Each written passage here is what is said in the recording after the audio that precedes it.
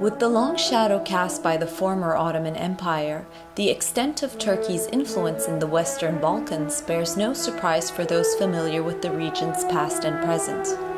Much of the Balkans was under Ottoman rule since the 14th century up until the 20th century in some territories. Yet after the defeat of the Ottoman Empire in the Balkan Wars and its ensuing collapse following World War I, the region's importance was significantly diminished for modern Turkey. After a century-long hiatus, however, the Balkans made a comeback in Turkey's foreign policy, resulting in a visible increase in Turkish influence in the region. The Balkans were the heart of the Ottoman state before the Turkish Republic. It was really, the empire was established in the Balkans, not in Anatolia. Later it was expanded in Anatolia. And when the empire collapsed and the republic was established, the population of the Turkish Republic was, part of the population came from the Balkans. And that connection continued throughout the years, and even today, you might say that we have about 15 million people in Turkey living who have their connections in the Balkans. And what does Turkey mean for those people living in the Balkans? To seek answers, we talk to people in the streets of central Belgrade and Sarajevo. Mislim da je to jedna zemlja koja spaja zemlje Balkana i koja je uvijek tu da pruži ruku za dobrobit svih nas, čije investicije svakako doprinose boljitku i razvoju naše zemlje i imam pozitivno mišljenje. Imamo puno sličnih riječi u našem jeziku, bosanskom i u turskom. Na primjer, znam neke riječi kao jorgan, merhaba. Pa meni je asocijacija neke turske poslastice, turska kafa, a i delimično Osmanlije i to Osmansko carstvo. Meni su neki orijentalni mirisi, možda neka nargila, možda neki buvljaci, njihove marame i tako nešto. Yet there is more to Turkey's presence in the Balkans than its coffee, delights, and former Ottoman past. At the turn of the century, the Balkans started coming to the forefront once again in Turkey's foreign policy. Since 1923, the region's countries were of very little strategic importance for the newly founded Turkish Republic. For the most part, the country's diplomacy was guided by its founder Mustafa Kemal Atatürk's famous principle, peace at home, peace in the world. This remained the case for the duration of the Cold War, where Turkey refrained from asserting any influence in its former Ottoman geography. But starting from the end of the Cold War and the subsequent disintegration of Yugoslavia, Turkey's position changed substantially in the Western Balkans. Following the Justice and Development Party's rise to power, the country's foreign policy took a multi-dimensional turn, resulting in a more proactive foreign policy in the Eurasian geopolitical scene. Turkey started reinventing its role in its neighborhood by rethinking its national interests, opening up to new relations, and strengthening those coming from its past. The main themes that stand out in Turkish foreign policy in the Western Balkans is the people-to-people linkage, first of all. About 1/5 of the Turkish population have Balkan origins, so there are these cultural linkages that go back to Ottoman Empire. Over 500 years, the region has been under the control of the Ottoman Empire, so there are all sorts of cultural linkages. The cultural and historical linkages that tie Turkey to the Balkan geography play a key role in the soft power the country has accumulated in the region. Through similarities in culture, religion, lifestyle, and even vocabulary, the influence of Turkey in Bosnia and Herzegovina and Serbia in particular is rapidly growing. Some pundits and scholars, however, label this proactive foreign policy approach as the manifestation of a neo-Ottomanist agenda, whereby Turkey seeks to elevate its political influence in the territories where it once ruled as an imperial power. First, it's a sort of extension of Turkish political influence as a mere foreign policy instrument. Secondly, in the political economic sense, it's the integration of neighboring societies to Turkish economic model so that Turkey can sustain its export-led economic growth. And last but not least, culturally, it has been the main essence. Culturally, it has been vaguely to restore Ottoman culture in a way to center Turkey in all the neighboring regions. Turkey definitely has soft power tools, and obviously the whole soft power discourse became very attractive even among Turkish policymakers, especially with the arrival of AKP to power and with this, as I call it, the new and bold Turkey, the proactive Turkey. And we can see that through TİKA, through Yunus Emre, through all other different instruments, tools, official state tools of soft power. TV soap operas play a distinct role in the growth of Turkish cultural influence in the region. Turkish telenovelas are watched by wide audiences both in Serbia and Bosnia and Herzegovina, gathering fans among the elderly and the youngsters alike. Zato što Srbi vole Turke, gledaju njihove serije, svaka druga reč turska i uopšte to je kulturno podneblje isto. One of the main characteristics of Turkish soft power in the Balkans is related to soap opera, so TV series or dizi in Turkish. TV series are important because they spread the Turkish lifestyle and also part of the Turkish history. So in some way they recall the heritage and the common heritage between Turkish people and the Balkans people. Another key instrument of Turkish cultural diplomacy in the Balkans is development aid. The Turkish International Cooperation Agency, known in short as TİKA, is one of the most active Turkish state agencies in the region.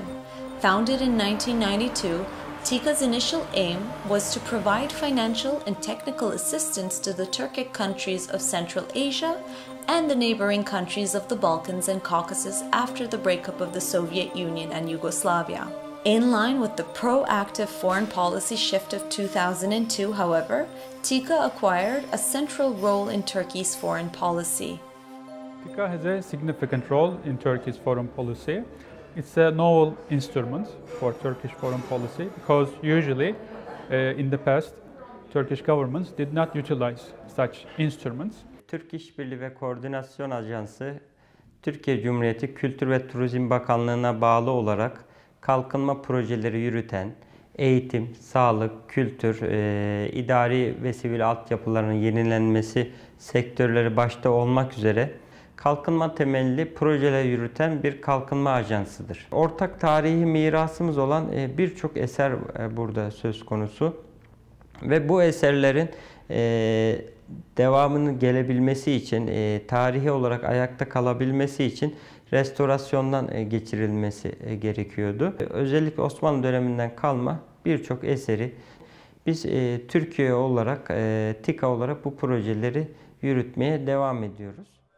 Some analysts see the scope of TİKA's projects in the Balkans as an indicator of the increasing neo-Ottomanist tendencies in Turkish foreign policy. The concrete example of neo-Ottomanism has been the mosque construction of the mosques that were not in fact demanded by the local populations. This was not their demand, but it was the main element of visibility of Turkish influence. But others draw attention to the fact that Muslim communities are not the sole focus of TİKA. Even though we were unable to speak to TİKA's Belgrade coordinator, a close look at the recent activities of the agency show that Serbia, a non-Muslim majority country, is also a major recipient of Turkish foreign aid in the region. TİKA at the beginning was perceived, and actually some of its actions very much spoke to such perception, was very much perceived as an agency that's active in Serbia just to support the Muslim communities. I think Turkish foreign policy decision makers are aware of the fact that Serbia is one of the key countries in the Balkans. I mean, if you would like to have a successful foreign policy towards the Balkans, you need to cooperate with Serbia anyway. I think Serbia is also aware of the fact that Turkey is an important regional actor in the Balkans. Usually, when we think about Turkish foreign policy in the Balkans, some people accuse Turkey of being too much oriented towards the Muslim communities or towards the countries with Muslim majority population. That is not the case in Serbia. I mean, Serbia has a Christian majority population, but still Serbia is one of the greatest partners of Turkey in the Balkans. The early TIKA projects were based in majority Muslim municipalities, in Novi Pazar, in Bujanovac, etc. But eventually Turkey had to learn on the ground, had to learn in Serbia that they need to reshape their approach to Serbia, because at the end they started producing the counter effect. And when we follow the projects of TIKA over the course of the last 9 years, we can actually see that TIKA is very much present throughout all of Serbia in the area of education, health system, agriculture. Biz hiçbir etnik, dil, din, ırk ayrımı gözetmeksizin bütün Bosna'ya hitap etmeye çalışıyoruz. Onlara yönelik projeler yürütmeye çalışıyoruz. Ve burada bütün belediyeler, bütün sivil toplum kuruluşları, bütün kamu kurum ve kuruluşları bizlere taleplerde bulunabiliyorlar ve biz o talepleri değerlendirebiliyoruz. Ve o noktada biz buradaki projelerimizin birçoğunu talep odaklı olarak değerlendiriyoruz. One of TIKA's major undertakings in the Balkans was the restoration of the Sokullu Mehmet Pasha Bridge in the Republika Srpska region of Bosnia and Herzegovina. Built nearly half a millennium ago, the bridge is seen as one of the most important monuments erected by Ottoman architect Sinan. Köprü 1571-77 yıllarında yapılıyor, Mimar Sinan tarafından yapılıyor. Mimar Sinan'ın en önemli eserlerinden bir tanesi. En son renovasyonu da yenilemesi de TİKA tarafından yapıldı. Aslına uygun olarak yapıldı, belli temizlemeler de yapıldı ve orada şöyle bir şeyi de gözettiler. Şu anda Republika Srpska'da bulunuyoruz, Sırp Özel Cumhuriyeti'nde bulunuyoruz. Buradaki mimarlardan, buradaki tarihçilerden de yardım alındı ve onlar da denetleme kuruluna girdiler. Visegrad semti aslında yaşanan son trajedik savaşta, 1992-95 savaşında böyle katliamın en böyle yoğun yaşandığı yerlerden biri. Ve nehirden uzunca bir süre kan aktığı söylenildi. Bosna'dan, yani Müslümanlar Republika Srpska'ya geldiklerinde, yani senede bir gün buraya gelerek karanfiller atarak bunu bir anmasını yapıp tekrar geri geliyorlar. Turkish influence in the Balkans is not constrained to Bosnia and Herzegovina, where Muslims make up the majority of the population. Ankara's influence also extends to the Muslim minority in Serbia. Despite numerous reconciliation attempts, Serbia's Islamic population has been split since 2007. The two contending communities share unusually similar names drawn apart by a single word: the Belgrade-controlled Islamic community of Serbia and the Islamic community in Serbia based in Novi Pazar and loyal to the leadership in Sarajevo. We meet Abdullah Numan in Belgrade's Bayraklı Mosque. Numan is the elected leader of the Islamic community of Serbia since 2016 and aspires to reconcile the long-drawn-out rivalry between the country's Muslim communities. Built nearly 500 years ago by the Ottomans, Bayraklı is the only remaining mosque of the many that once existed in Belgrade and still attracts crowds at Friday prayers.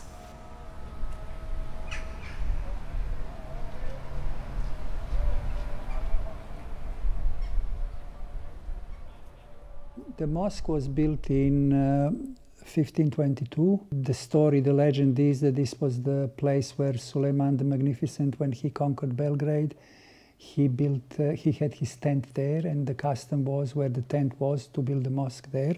And it's called Bayraklı Mosque, the mosque of the flag. Why? Because number one, when the call for prayer was to be announced, they would show the flag, and then all the other mosques will know to call the azan, to call for prayer. I feel that Turks feel some responsibility, especially lately, due to the revival of Islam in Turkey. We have Turkish ambassador coming regularly. We have the representative of Diyanet coming regularly. It's all handwritten. and it was given to us by the president of Turkey. So, how beautiful it is. Diyanet refers to Turkey's Directorate of Religious Affairs and its affiliated philanthropy NGO, the Diyanet Foundation. Alongside others such as the Marif Foundation and the Yunus Emre Institute, it is an active player in the field of cultural diplomacy in the Balkans. Though we were not able to interview any representatives from these institutions, a careful analysis sheds light on the significance of their presence in the region. Turkey has been a staunch supporter of regional ownership and has pursued a number of active diplomatic initiatives, bilateral as well as trilateral, and we have seen the emphasis being put on this is our region, we should solve our issues internally through initiating a number of cooperative projects. In addition to TİKA, there are also several other, Turkish state and private and also NGO institutions in the Balkans which are operating. So one of the most important one is Marif. Marif is trying to take place of Gülen network or FETÖ schools in the region. The other one is Yunus Emre. Yunus Emre pays a great attention in the Balkans. They are offering language courses, cultural courses. They are making arts and exhibition. Şimdi ben ilk buraya geldiğimde herkesin Türkçe konuştuğunu görünce bu konuya çok şaşırmıştım. Yani savaştan dolayı, bizim Türklerin buraya geldiğinden dolayı, onların bunlara karşı ilgisinden dolayı düşünmüştüm ama alakası yokmuş. Yunus Emre burada belki TİKA'yı da geçmiş olabilir. Çünkü kime sorarsak soralım Yunus Emre ile ilgili bir bilgisi var. Bu Boşnak olsun, Sırp olsun, Hırvat olsun. Üç ülkenin insanları buraya Türkçe öğrenmeye gidebiliyorlar ve muazzam bir kadroları var. Local governments are another important anchor of Turkish influence in the Balkans.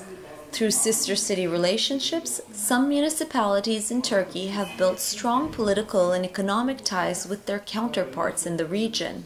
For instance, the Konya Metropolitan Municipality famously donated 20 trams to Sarajevo in 2017.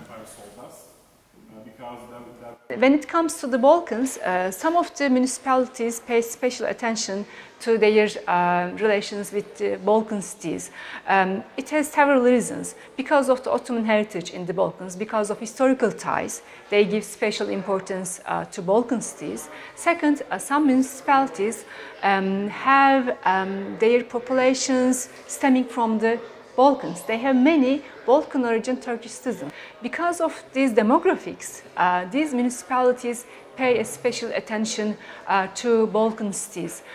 They mainly have cultural relations with these Balkan municipalities. For example, during Ramadan month, they have iftar dinners. They organize iftars together with those municipalities. In terms of foreign direct investments, figures show that Turkey's economic influence in the Balkans is also on the rise, but a stark disparity seems to stand out in Turkey's outward FDI to Serbia and Bosnia and Herzegovina.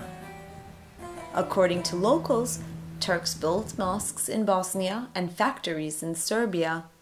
Turkey has been putting a lot of emphasis on the need for more investments in the region, increased bilateral trade volumes with the countries in the region, and bringing in more Turkish businesses to the region so that they can invest and they can also operate closely to the European Union. Ja ništa nisam primijetio, samo čujem preko medija. A investiranje svako ima svoju pozitivnu stranu, naravno. To otvara radna mjesta i znači da ovaj naš narod sa ovoga dijela Balkana ne bježi. Znači da je to vrlo pozitivno. To otvara nova radna mjesta i vjerovatno i ekonomiju poboljšava. If we look at last 10 years of Western Balkans-Turkey relation, we can see Turkish economic influence on the rise. The region still represents an extremely tiny part of Turkish market. So we are talking about second rank trade relationship. Isto ja imam neke informacije normalno iz medija da puno više investiraju u Srbiju. A očekivali smo i baš naš narod, prije svega Bošnjaci su očekivali da će Turska puno više pomoći ovdje, međutim nema toga. Dakle,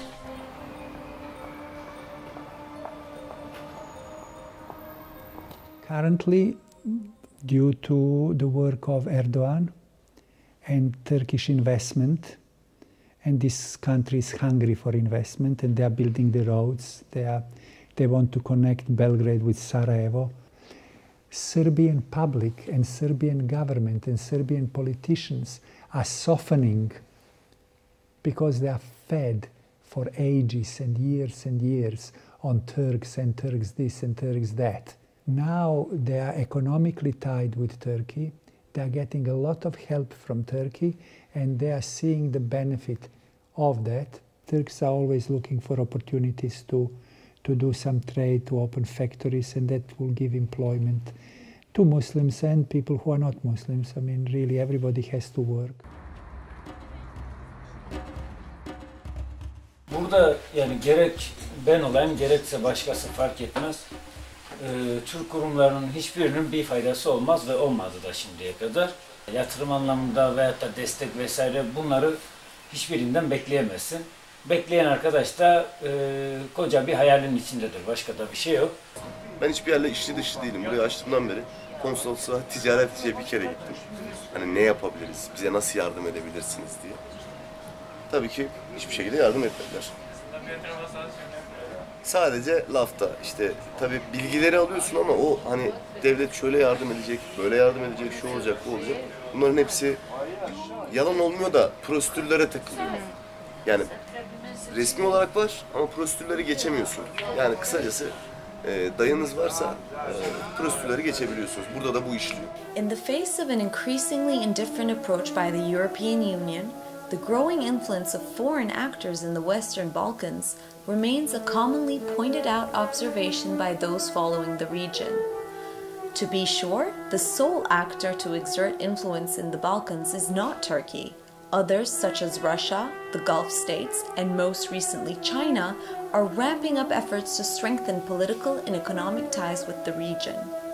In the case of Turkey, however, these efforts take place against the backdrop of a shared culture and history, paving the way for strong economic and political cooperation. Despite falling on opposite ends during the Cold War and supporting different sides in the blood-soaked Bosnian War, the flow of Turkish investments into Serbia in the recent period hints to perhaps the closest rapprochement between the two countries in decades. Meanwhile, in Bosnia and Herzegovina, Ankara continues its reign over hearts and minds, if not pockets.